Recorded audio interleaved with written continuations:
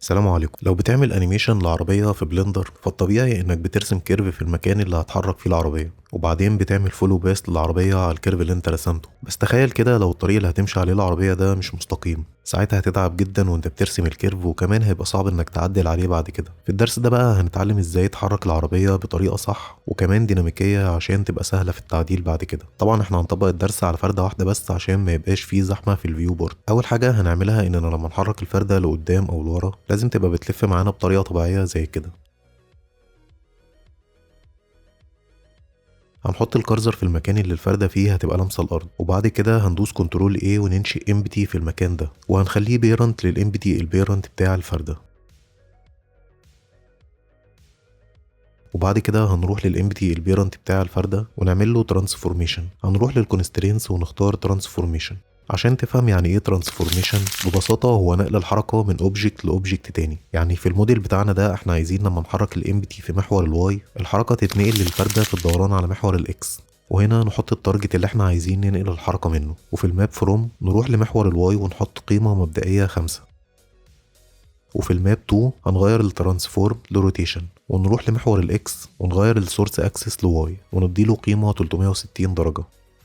ونجرب كده هنلاقي ان الفردة بتلف بالعكس، فهنروح للترانسفورميشن ونخلي القيمة بالسالب.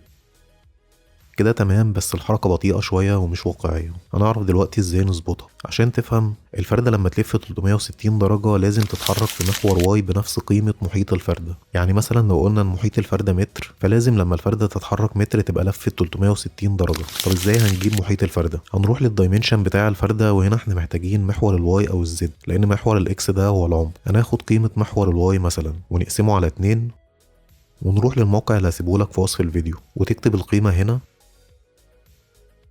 وهتلاقي محيط الفردة طلع لك هنا. هتاخد القيمة دي وتحطها مكان القيمة المبدئية اللي قلنا عليها في أول الفيديو. كده تمام، والفردة بتتحرك بشكل طبيعي. ازاي بقى هنخلي الفردة تفضل لازقة في الأرض؟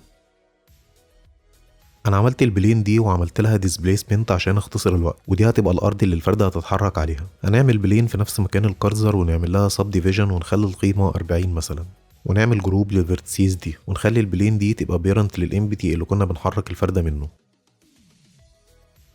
وبعد كده نعمل موديفاير شرينك راب ونغير الميثود لبروجكت ونخلي المحور زد، والتارجت هيبقى البلين بتاع الارض، ونفعل الخيار ده.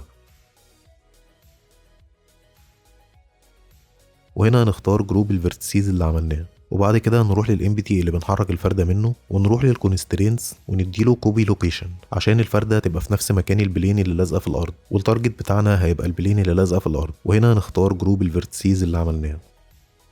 بس كده. لو عجبك الفيديو ما تنساش تتابعني عشان تشوف كل جديد، واشوفكم على خير في فيديو جديد ان شاء الله. سلام عليكم.